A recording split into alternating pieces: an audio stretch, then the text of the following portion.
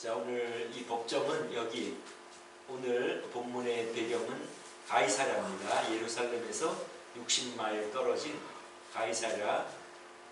그 총독 관저가 여기 예루살렘에 안 있고 가이사랴 항구에 있었어요. 그래서 로마로 가기도 쉽고 뭐 보고를 받기도 쉽고 보고를 하기도 쉽고 소식을 하기 쉽도록 해안가에 자리 잡았습니다. 시작. 아그리빠가 바울에게 이르되 너를 위하여 말하기를 내게 허락하노라 하니, 이에 바울이 손을 들어 변명하되 아그리빠 왕이여, 유대인이 고발하는 모든 일을 오늘 당신 앞에서 변명하게 된 것을 다행히 여기나이다. 특히 당신이 유대인의 모든 풍속과 문제를 아심이니이다. 그러므로 내 말을 너그러이 들으시기를 바라나이다. 내가 처음부터 내 민족과 더불어 예루살렘에서 젊었을 때의 생활한 상황을 유대인이 다 아는 바라.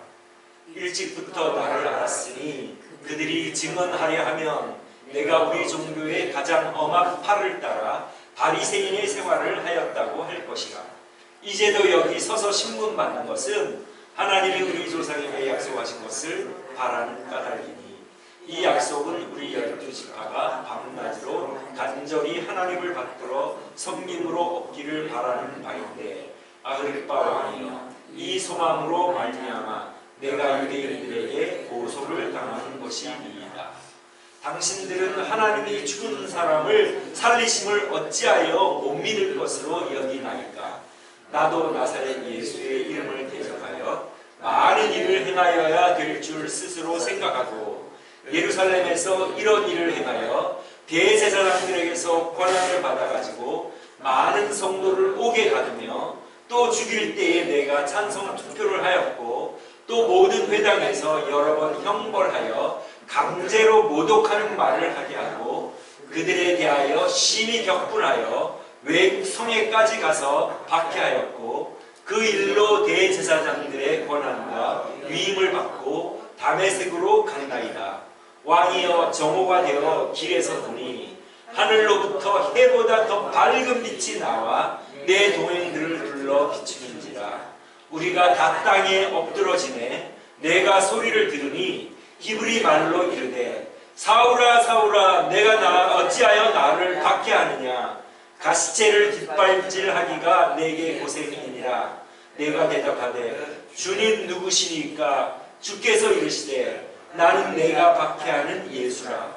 일어나 너의 발로 서라. 내가 내게 나타난 것은 곧 내가 나를 본 일과 장차 내가 내게 나타날 일에 너로 종과 증인을 삼으려 함이니, 이스라엘과 이방인들에게서 내가 너를 구원하여 그들에게 보내어 그 눈을 뜨게 하여 어둠에서 빛으로 사탄의 권세에서 하나님께로 돌아오게 하고 죄사함과 나를 믿어 거룩하게 된 무리 가운데서 기업을 얻게 하리라 하더이다.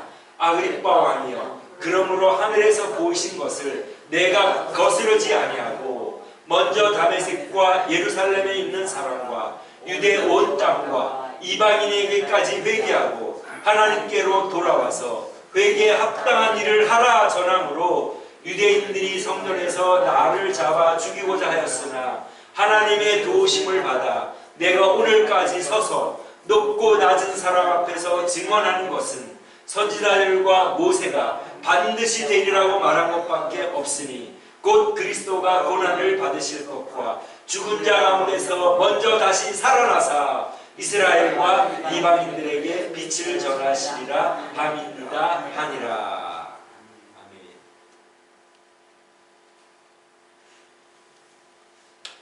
여러분, 우리가 사도행전 후반부에서 지금 계속해서 보게 되는 내용이 무엇입니까? 그것은 바로 바울 사도의 재판에 관한 것 아닙니까? 그리고 바울 사도가 거기에 대해서 자신을 변호하는 내용인데, 그 변호하는 내용이 무엇입니까? 자기가 부활하신 예수님을 만났다. 즉, 이 사도행전 저자 누가, 성령의 감동으로 기록한 이 누가 이 성령님께서 우리 이 사도행전을 읽는 우리가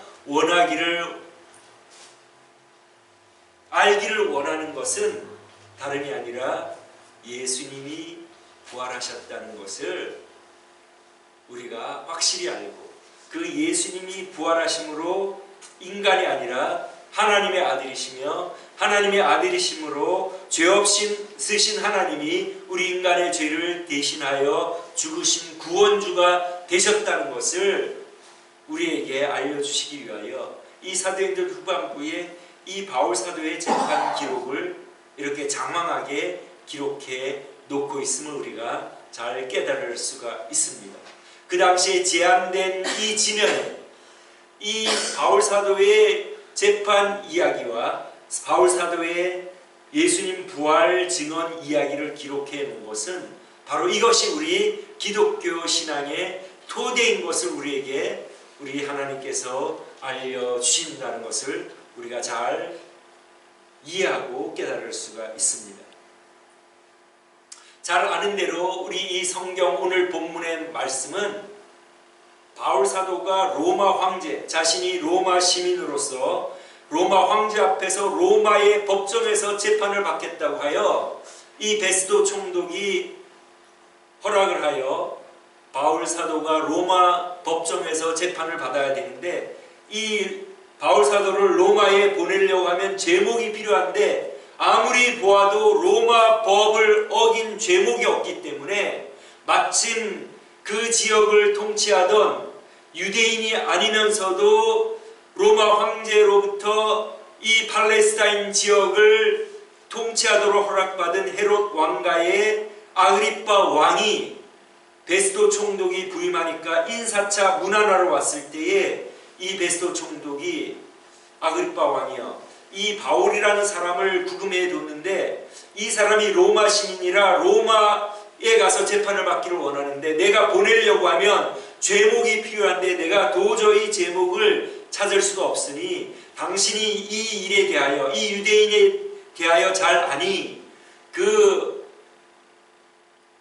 바울의 이야기를 듣고 제목을 찾아서 좀 나에게 알려주시오. 그렇게 부탁을 했을 때 이제 아그리빠 왕이 바울 사도에게 변호할 기회를 줍니다. 왜 지금 구금이 되었는지 한번 얘기해 보시오 하고 기회를 줬을 때에 이제 오늘 우리가 읽은 내용대로 바울 사도가 자신에 대하여 얘기하는 것을 우리가 읽었습니다.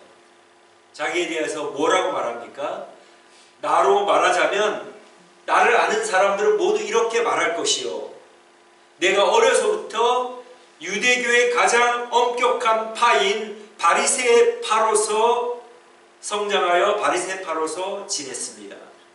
그리고 이 유대교를 내가 신봉하기 때문에 이 예수 믿는 사람들은 이단자라고 생각하여 이 사람들을 죽이는데 내가 앞장섰고, 체포하여 감옥에 거두는데 앞장섰고, 또 각 회당마다 찾아다니면서 예수를 모독하라고 하고 강제로 그렇게 하는 일에 앞장을 섰습니다. 그렇게 말하는 이유가 무엇입니까? 내가 원래는 예수를 전하는 사람이 아니었는데, 원래는 내가 유대교의 독실한, 지금 나를 고소한 그 유대 지도자들과 마찬가지로 유대교를 독실하게 믿는 사람이었는데 나에게 어떤 일이 일어난지 아십니까? 그 다음에 이제 자기가 예수님을 만난 거, 자기가 그렇게 예수 믿는 사람들을 박해하러 가던, 외국에까지 가서 박해하러 가던 그 노상에서 예수님을 만났고, 그래서 그 예수님을 전하라고 예수님이 부탁을 했기 때문에, 증인이 되라고 말씀했기 때문에 내가 이 일을 행하는 것입니다 하고 그 아그리빠 왕에게 말을 하는 것입니다. 그러니까 나를 좀 믿어달라. 내가 원래는 이 유대 지도자들과 같이, 나를 고소한 유대 지도자들 같이 예수 믿는 사람들을 핍박하는데 제일 앞장선 사람이었지만 내가 예수를 전하는 데는 이유가 있지 않겠느냐. 바로 그 이유가 뭐라고 말합니까?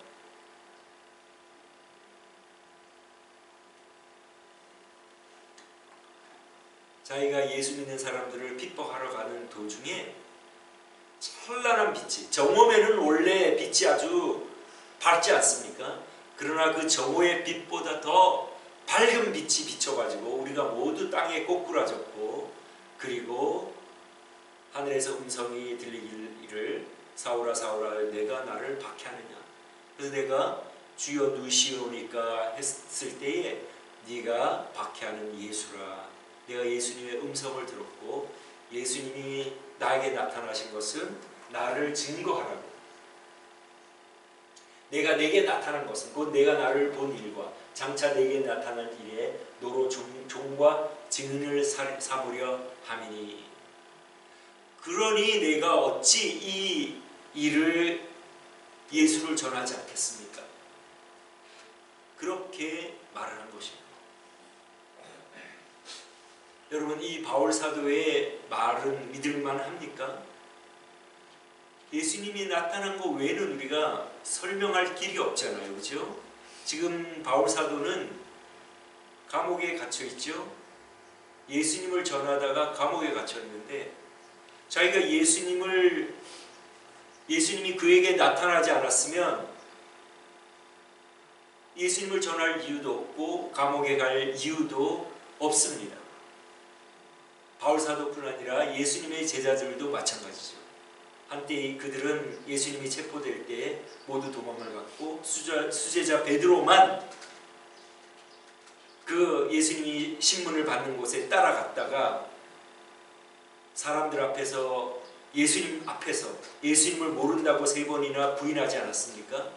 그런 그들이 갑자기 태도가 돌변해서 예수님을 전하고 감옥에 가고 그 다음에 목배임을 당하는 이 일을 어떻게 설명을 할 수가 있겠습니까? 그러니까 이 사도행전의 이 하반부 부분에 이 바울 사도의 재판 이야기를 기록해 놓고 그때마다 바울 사도가 예수님 부활한 것을 내가 목격했기 때문에 내가 이 예수님을 전한다 하는 그것을 계속해서 반복하여 기록하고 있는 것은 우리 기독교 신앙의 토대는 예수님의 부활로부터 시작한다는 말입니다.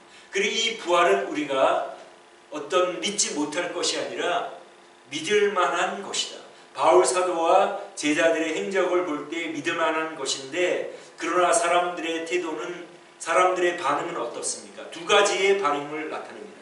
우리가 다음 주에 볼 내용이지만 이 이야기를 듣자 그 로마 총독 베스도가 바울아 너가 많은 학문을 공부하고 그 학문이 너를 미치게 했다. 미친 소리라고 그것을 믿지 못하겠다고 하는 그런 반응을 합니다.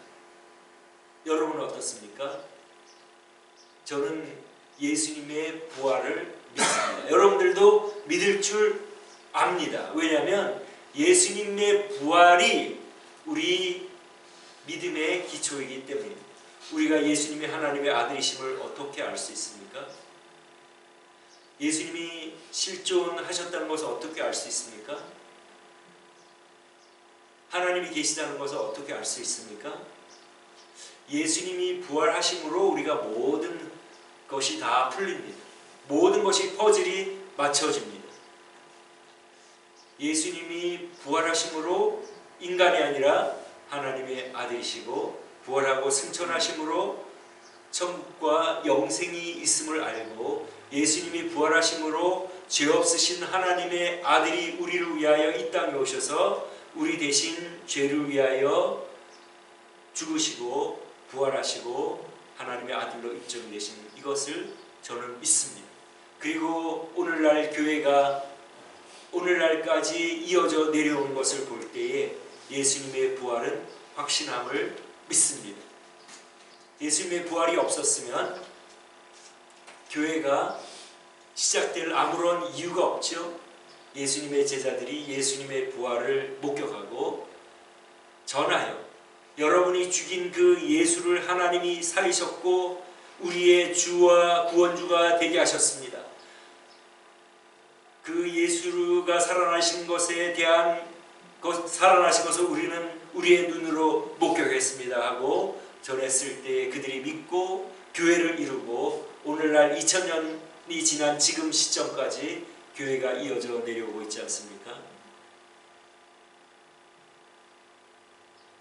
많은 사람들 가운데 어떤 사람들은 알아보려고 하지도 않고 관심이 없고 또 미친 이야기다, 믿지 못하겠다, 그렇게 반응을 하지만 우리는 어떻습니까?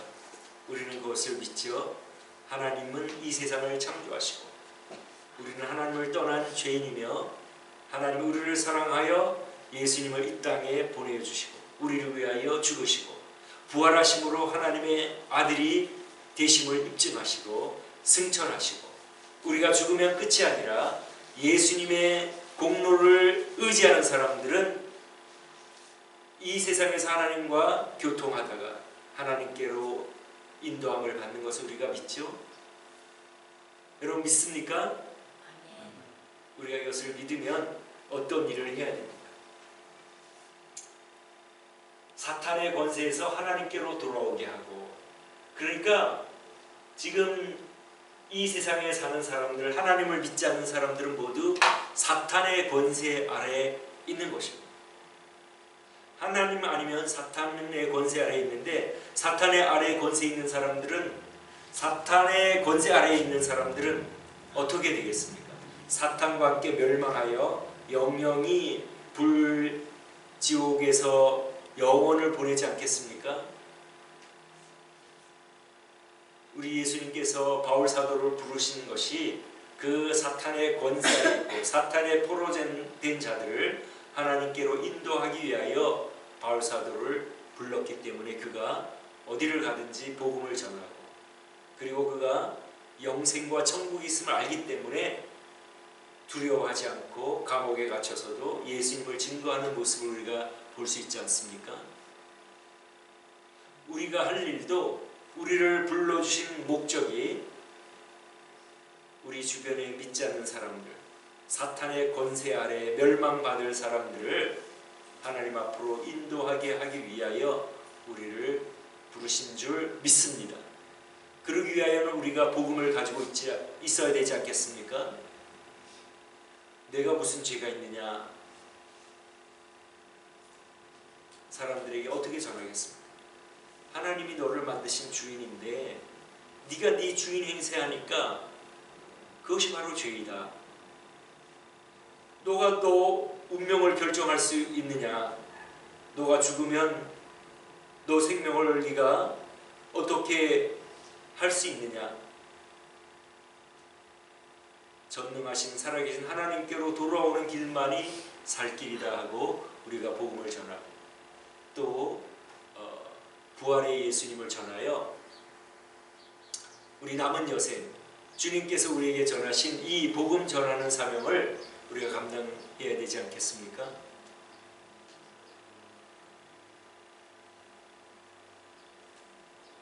저도 이제 벌써 62세가 됐는데 점점 건강도 안 좋아지고 주님의 일을 할 시간이 많지 않았다고 느낍니다.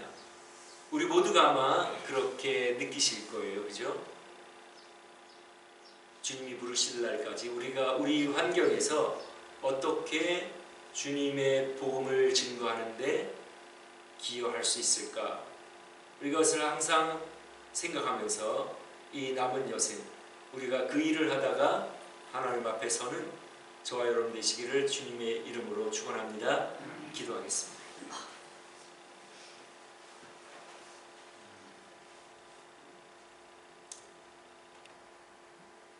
하나님 아버지,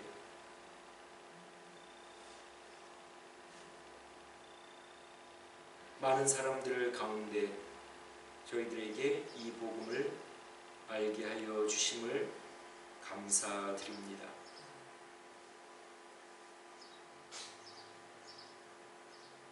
이 복음을 먼저 받은, 특권을 받은 저희들, 하루하루 저희들 연명하거나 우리 생활을 하는데 급급하여 하나님께서 우리에게 부탁하신 복음 전하는 사명을 저희들이 잘 감당하지 못함을 주님 긍휼히 여겨주시고 불쌍히 여겨주시며, 하나님 우선 기도하게 하여 주시고 또 주변에 믿지 않는 자들에게 내가 믿는 하나님을 전하여 사탄의 권세 아래 있는 자들을 하나님의 광명의 나라로 옮기는 이 일을 하다가 하나님 앞에 서는 저희가 되기를 소원하오니 하나님 아버지, 저희들 이 일을 위하여 기도하며 또 방법을 강구할 때 지혜를 주시고 하나님 앞에 하나님 나라에 쌓아놓는 일을 하다가 하나님 앞에 설 수 있도록 도와주옵시기를 원합니다. 우리의 자랑이나 기쁨의 멸관이 무엇이냐? 그리스도 예수 앞에서 너희가 아니냐 말한 바울 사도처럼 자기가 전도한 사람들을 우리가 하나님 앞에 자랑할 수 있도록 하나님, 남은 시간 저희들이 얼마나 남았는지 모르지만 이 일에 진력하다가 하나님 앞에 서는 저희가 될 수 있도록 하나님 저희를 이끌어 주옵시기를 원하오며 우리 주 귀하신 예수님의 이름으로 기도드립니다. 아멘.